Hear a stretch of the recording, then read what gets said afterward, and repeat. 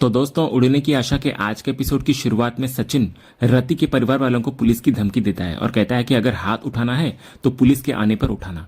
साइली भी समझाती है कि पुलिस आने से दोनों परिवारों की बदनामी होगी, इसलिए बेहतर यही है कि आपस में बात करके मामला सुलझा लिया जाए। वो याद दिलाती है कि रति और दीपक बालिग है और अगर उन्होंने जबरदस्ती की तो पुलिस कंप्लेंट भी हो सकती है। साइली फिर शांति से बात करके हल निकालने का सुझाव देती हुई नजर आती है। इसके बाद सचिन रति और दीपक से उनका आखिरी फैसला पूछता है, तो दोनों बिना किसी डर के एक साथ शादी के लिए हाँ कह देते हैं। इसके बाद सचिन दोनों परिवारों को शांति से बैठकर बात करने के लिए कहता है। फिर वो अनीश को इशारा भी करता है कि सबके हाथों से हॉकी स्टिक और दूसरे हथियार ले ले ताकि कोई हंगामा ना हो। तो अनीश तुरंत सबसे हथियार जब्त कर लेता है। दूसरी तरफ वहीं कैद में बंद रोशनी तेजस को बता रही होती है कि बाहर दोनों परिवार एक साथ बैठकर बात कर रहे हैं। तो तेजस इधर अपनी किस्मत को कोसते हुए कहता है कि जब भी वो किसी के लिए कुछ अच्छा करने जाता है उसकी इज्जत का फालूदा बन जाता है। उसकी हालत और बातों से उसकी बेबसी साफ झलक रही होती है। दूसरी तरफ कुछ देर बाद दोनों परिवार आपस में बात करके नीचे आते हैं। इधर दीपक के पिता मानते हैं कि वो खामोखा गुस्सा कर रहे थे। रति के पिता भी स्वीकार करते हैं कि इज्जत के चक्कर में वो अपने बच्चों की खुशी भूल गए थे। फिर दोनों परिवार बच्चों की पसंद को मंजूरी देते हुए नजर आते हैं। इस खुशी के मौके पर दोनों पिता हाथ मिलाकर गले मिलते हैं और मां भी एक दूसरे को गले लगाती हैं। वहीं दूसरी तरफ रोशनी भी तेजस को यह खुशखबरी देती है कि कहानी में नया मोड़ आ गया है और दोनों फैमिलीज ने समझौता कर लिया है। तेजस ये सुनकर हैरान और थोड़ा राहत महसूस करता है कि शायद अब उनकी मुसीबत भी टल जाए। वहीं दूसरी तरफ बाहर दीपक के पिता सचिन को तहे दिल से शुक्रिया अदा करते हैं और कहते हैं कि यह सब उसकी वजह से ही मुमकिन हो पाया है। इधर सचिन बड़ी समझदारी से कहता है कि जब दो बड़े देश बात करके मामला सुलझा सकते हैं तो ये तो सिर्फ दो परिवार हैं। वो समझाता है कि लड़ाई झगड़े से कुछ नहीं होता, असली हल बातचीत से ही निकलता है। इसके बाद रति के पिता सचिन की तारीफ करते हुए कहते हैं कि वो जितना समझदार है उसका भाई उतना ही उल्टा। तो सचिन हैरान होकर मतलब पूछता है तो रति की मां बताने लगती है कि सचिन से पहले उसका भाई और उसकी बीवी यहां आए हुए हैं। तो इधर अंदर रोशनी ये सब सुनकर घबरा जाती है और तेजस को आगाह करती है कि उनका राज खुलने वाला है। इधर रति के माता पिता सचिन और साइली को उस कमरे में ले जाते हैं जहां तेजस और रोशनी कैद होते हैं। दरवाजा खुलते ही तेजस डर के मारे चिल्लाने लगता है। सचिन और साइली तेजस और रोशनी को वहां इस हाल में देखकर हैरान रह जाते हैं। इधर सचिन पूछता है कि तेजस को क्यों बांधा गया है, जिस पर रति के पिता बताते हैं कि तेजस ने ऐसी बातें कही है जिसके लिए उसे 100 डंडे भी पड़े तो भी कम होगा। दूसरी तरफ तेजस को खोलने के बाद रति की मां चौंकाने वाला खुलासा करती है। वो बताती है कि तेजस और रोशनी पैसे देकर रति का गर्भपात करवाना चाहते थे ताकि ये बच्चा दुनिया में ना आए। ये सुनते ही सचिन और साइली का खून खौल उठता है। सचिन तेजस को गिरा हुआ आदमी कहता है। रोशनी इधर सफाई देती है कि उन्होंने ये सब काकू के लिए किया, लेकिन साइली फटकारती है कि उन्होंने परिवार की इज्जत मिट्टी में मिलाने का काम किया है। फिर तेजस की इस नीच हरकत का पता चलने पर सचिन गुस्से और शर्मिंदगी से भर जाता है। वो तेजस को फटकारते हुए पूछता है कि उसमें अक्ल है भी या नहीं, जो वो ऐसी घिनौनी बातें करने आया था। फिर सचिन हताश होकर कहता है कि उसे समझ नहीं आता कि तेजस कब सुधरेगा। इसके बाद सचिन एक भाई की जिम्मेदारी निभाते हुए आगे आता है। वो रति के परिवार वालों के सामने हाथ जोड़कर खड़ा हो जाता है और कहता है कि उसका भाई चाहे जैसा भी हो, निठल्ला, गवार या नीच, लेकिन है तो उसका भाई ही।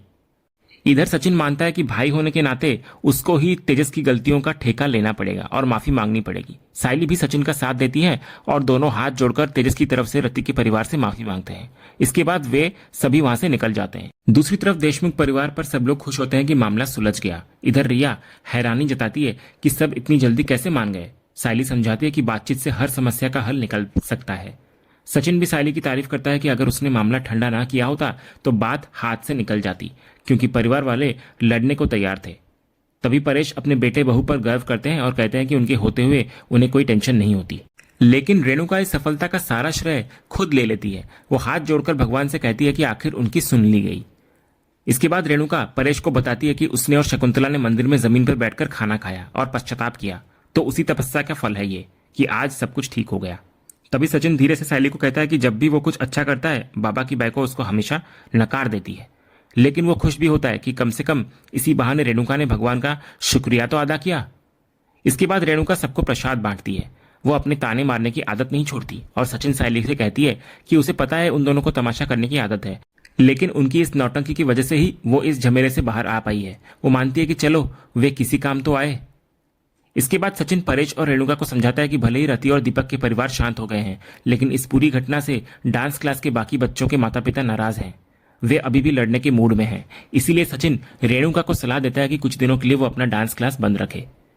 तो रेणुका इस सलाह पर भड़क जाती है। वो सचिन को पूछती है कि वो उसे बताने वाला होता कौन है कि क्लास चालू रखनी है या बंद। वो कहती है कि इसमें उसकी कोई गलती नहीं थी, इसलिए वो अपना क्लास चालू रखेगी। तो सचिन सफाई देता है कि वो ये नहीं कह रहा कि रेणुका की गलती है, वो तो बस उसकी भलाई के लिए बोल रहा है। वो समझाता है कि रति और दीपक ने उसे बेवकूफ बनाया और मास्टर जी कहते कहते कुछ और ही खेल खेल गए। सचिन का सुझाव यह होता है कि जब तक रति और दीपक की शादी नहीं हो जाती और मामला ठंडा नहीं हो जाता तब तक क्लास बंद रखी जाए। परेश भी सचिन की बात से सहमत होते हैं और रेणुका को क्लास बंद रखने के लिए कहते हैं। तभी रेणुका को जब डांस क्लास बंद रखने की सलाह मिलती है तो वो परेशान सी हो जाती है कि क्या वो डर के मारे घर में ही बैठी रहे। उसे चिंता होती है कि जब सब लोग अपने काम पर चले जाएंगे तो वो घर में अकेली क्या करेगी। तो रिया उसे एक सुझाव देती है कि वो किचन डिपार्टमेंट संभालना शुरू कर दे, इससे उसका समय भी कट जाएगा और साइली वहीं की थोड़ी हेल्प भी हो जाएगी। परेश को रिया का विचार पसंद आता है, लेकिन रेणुका भड़क जाती है। वो पूछती है कि क्या उसे अब फिर से खाना बनाना और किचन का काम शुरू करना पड़ेगा। तो परेश समझाते हैं कि इसमें कोई बुराई नहीं है, क्योंकि साइली इतने दिनों से अकेले ही सब कुछ कर रही थी। लेकिन रेणुका नखरे दिखाती है और कहती है कि ऐसा कुछ नहीं होने वाला। वो साइली को फूल वाली कहकर ताना मारती है और शिकायत करती है कि साइली फूल बेचने के बहाने घर से गायब हो जाती है और उसे ही घर का काम करना पड़ता है। तभी आकाश अपनी आई को समझाता है कि वो इतनी शिकायतें क्यों कर रही है। वो याद दिलाता है कि सचिन और साइली ने उसकी इतनी बड़ी हेल्प की है, तो बदले में वो भी किचन में काम करके थोड़ी हेल्प तो कर सकती है ना। आकाश तर्क देता है कि सारी परेशानी डांस स्कूल से ही शुरू हुई थी। अगर रेणुका वहां वापस जाती है और नाराज पेरेंट्स भड़क गए तो फिर से वही सब हो सकता है, इसलिए कुछ दिन बचना ही बेहतर है। लेकिन रेणुका अपने अहंकार में चूर होती है। वो कहती है कि सब लोग ऐसे बात कर रहे हैं जैसे सचिन और साइली उसे किसी सुनामी से बचाकर लाए हों। फिर वो मानती है कि उनकी वजह से मामला जल्दी सुलझ गया, लेकिन दावा भी करती है कि 2-4 दिनों में सब शांत हो ही जाता, क्योंकि शादी के अलावा कोई रास्ता नहीं था। रेणुका साफ कहती हुई नजर आती है कि सचिन और साइली को इतना सिर पर चढ़ाने और शुक्रिया अदा करने की कोई जरूरत नहीं है। तो इस पर रिया रेणुका को आईना दिखाती है कि कल तक वो नींद खो चुकी थी टेंशन के मारे और आज मुसीबत टलते ही उसका सुर बदल गया है। सचिन तंज कसता है कि रेणुका के दिखाने के दांत और खाने के और हैं। परेश भी रेणुका की हद से ज्यादा बदतमीजी पर उसे डांटते हैं और कहते हैं कि उसे शुक्रगुजार होना चाहिए कि उसके पास सचिन और साइली हैं। फिर बहस के बाद साइली माहौल शांत करने की कोशिश करती है। वो रेणुका को अपनी मर्जी करने देने की सलाह देती है। इसके बाद वो नींबू मिर्ची लाती है और परेश से काकू की नजर उतारने को कहती है। तो परेश सचिन को भी रेणुका के साथ खड़ा कर देता है और दोनों की नजर उतारने लगता है। दूसरी तरफ रात का समय होता है और सचिन साइली एक दूसरे के साथ सुकून के पल बिता रहे होते हैं। सचिन को इधर अमृतसर की ट्रिप की वजह से काम में आए ब्रेक की चिंता हो रही होती है। वो कहता है कि कल से उसे फिर से काम पर लगना होगा। साइली भी इधर अपनी परेशानी साझा करती है कि उसका फोन और कॉन्टैक्ट्स खो गए हैं और फूलों की डिलीवरी भी रुकी हुई है। फिर दोनों तय करते हैं कि कल से वे पूरी शिद्दत से अपने काम पर वापस लौटेंगे। सचिन कहता है कि यह आखिरी रात है जब वो आराम से सोएगा, कल से सवारी उठाने में बिजी हो जाएगा। इसके बाद हम देखते हैं कि साइली बड़े प्यार से सचिन के सिर की मालिश कर रही होती है। इस सुकून भरे पल में सचिन को अमृतसर का एक डरावना लेकिन मजेदार किस्सा याद आता है। वो साइली को बताने लगता है कि सिम्मी के घर वालों ने छत पर मालिश के नाम पर एक सांड जैसे बॉडी बिल्डर बुलाकर रखा था।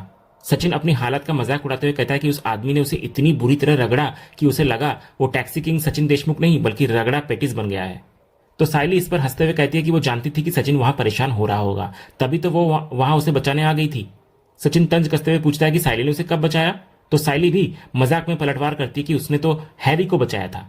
फिर सचिन उसको दोबारा बोलने की चुनौती देता है तो साइली साफ कह देती है कि वो उससे डरती नहीं है और सिर्फ सच ही बता रही है। तो इस पर सचिन शरारती अंदाज में साइली को पकड़ने के लिए भागता है, लेकिन अचानक वो पैर में चोट लगने का नाटक करके बैठ जाता है। तो साइली जैसे ही घबराकर उसके पास आती है, सचिन उसे पकड़ लेता है। वो साइली के करीब जाकर कबूल करता है कि सच में साइली के आने से ही वो बच पाया और आज चैन की सांस ले रहा है।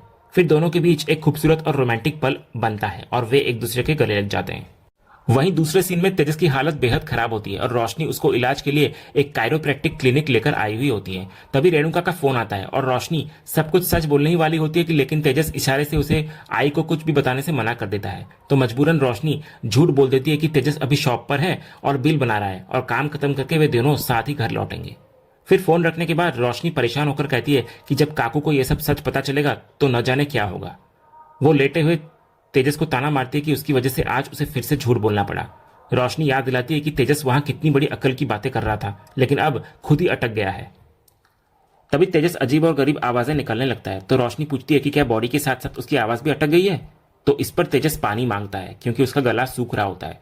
तो रोशनी उसको पानी लाकर देती है, लेकिन तेजस फिर से रोशनी पर इल्जाम लगाता है कि ये सब उसकी वजह से हुआ है। तो रोशनी अपनी बचाव करती है कि उसका आइडिया सही था और तेजस अपनी गलती का बोझ उस पर न डाले। इसके बाद तेजस डॉक्टर के बारे में पूछता है, तो जब डॉक्टर वहां आता है तो उसे देखकर तेजस को शक होता है और वो रोशनी से पूछता है कि क्या ये पक्का डॉक्टर ही है। तो रोशनी उसे चुप रहने की हिदायत देती है और बताती है कि ये एक कायरोप्रैक्टर है और इतनी रात को सिर्फ यही उपलब्ध था, इसलिए वो शांति से इलाज करवा ले। फिर डॉक्टर तेजस की हालत देखकर कहता है कि केस थोड़ा अजीब है। वो पूछता है कि तेजस इस स्थिति में कैसे पहुंचा। तो रोशनी बताती है कि वो बहुत देर तक कुर्सी पर बंधा हुआ बैठा था, इसलिए उसका शरीर अकड़ गया है। फिर डॉक्टर के पूछने पर कि वो बंधा क्यों हुआ था, तो तेजस दर्द भरी आवाजें निकालने लगता है। तो डॉक्टर को लगता है कि उसकी आवाज को भी कुछ हो गया है। इधर रोशनी पूछती है कि क्या वो ठीक हो जाएगा, क्योंकि उसे बहुत दर्द जो हो रहा है। तो डॉक्टर भरोसा दिलाता है कि वो सब कुछ ठीक कर देगा। इसके बाद वो डॉक्टर तेजस के अकड़े हुए पैरों, हाथों और गर्दन को मरोड़कर सीधा करने लगता है। फिर वो तेजस को उल्टा लिटाकर उसकी पीठ पर किसी मशीन से मसाज करता है और अंत में डॉक्टर तेजस को कमर से पकड़कर कसकर मरोड़ देता है, जिससे तेजस दर्द बर्दाश्त नहीं कर पाता और बेहोश हो जाता है।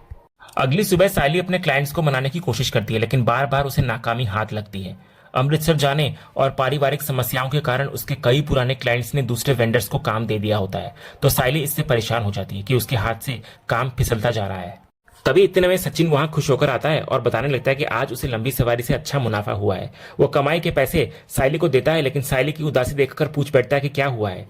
तो इसी बीच सायली को एक फोन आता है जो होलिका दहन के डेकोरेशन के बारे में होता है। तो सायली हैरान होती है कि ये आज ही है, लेकिन फिर वो तुरंत शाम 5 बजे तक काम पूरा करने का वादा कर देती है।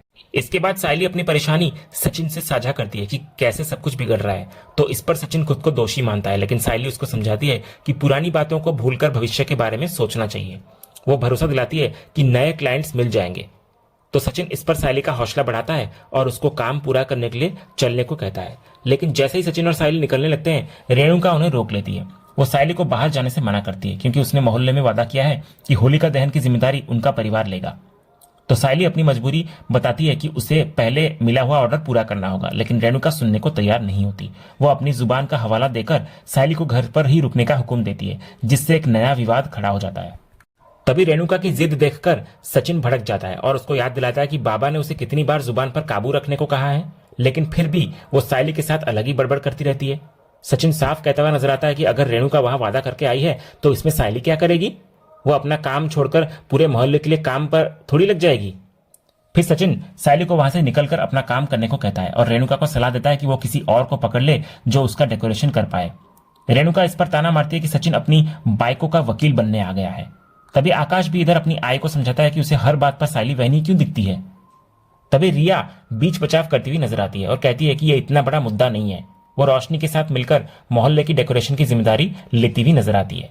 रिया मानती है कि जब सायली घर पर नहीं थी तब उन्हें एहसास हुआ कि वो कितनी सारी चीजें अकेले संभालती है, इसलिए अब वे उसकी मदद करेंगे। रोशनी भी सायली को भरोसा दिलाती है कि वो चिंता न करे, वे काम कर लेंगी। तो सायली इस पर दोनों को धन्यवाद देती हुई नजर आती है। तभी इस पर रेणुका तीनों बहुओं को ईना मीना डिका या जॉन जानी जनार्दन कहकर मजाक उड़ाती है। वो उन्हें एक फूल वाली, एक झूठ वाली और एक नखरे वाली की टीम बताती है। तो इस पर रिया इसे अच्छे डायलॉग के तौर पर लेती है और सायली से इंस्ट्रक्शन लेकर काम पूरा करने का वादा करती है। तो सायली भी इधर वीडियो कॉल पर मदद का भरोसा दिलाती है। इसके बाद जैसे ही सायली जाने लगती है, शकुंतला इधर घबराते हुए वहां आती है और रेणुका को बताती है कि सब कुछ खत्म हो गया है और मुसीबत उनके सिर पर आ गई है। तभी फ्लैशबैक में दिखता है कि शकुंतला के घर पर अंडे फेंके गए थे और रति दीपक के परिवार वाले वहां आ धमके थे। इधर रति और दीपक के परिवार वालों ने फैसला किया है कि शादी तो होगी, लेकिन उसकी कीमत शकुंतला और रेणुका को चुकानी होगी। दीपक के पिता मांग करते हैं कि जब तक दीपक अपने पैरों पर खड़ा नहीं हो जाता, उसके परिवार का खर्चा उन्हें उठाना होगा। साथ ही समाज में हुई बेइज्जती के लिए उन्हें 5 लाख रुपए का कंपनसेशन देना पड़ेगा। फिर फ्लैशबैक खत्म होने पर शकुंतला बताती है कि अगर पैसे नहीं दिए गए तो वे लोग उनकी इज्जत उछाल देंगे। तो ये सुनकर सारे घर वाले हैरान रह जाते हैं और सचिन और सायली एक दूसरे को देखने लगते हैं। और इसी सीन के साथ ही आज का ये एपिसोड यहीं खत्म होता है। तो दोस्तों, आपको आज का ये एपिसोड और इसका अपडेट कैसा लगा, अपनी राय हमें कमेंट करके जरूर बताएं। अगर आपको आज का ये वीडियो पसंद आया हो तो वीडियो को लाइक और शेयर करना ना भूलें। और उड़ने की आशा के आने वाले एपिसोड के सभी अपडेट सबसे पहले पाने के लिए हमारे चैनल को अभी सब्सक्राइब करें और बेल आइकन जरूर दबाएं। मिलते हैं अगले वीडियो में, तब तक के लिए धन्यवाद।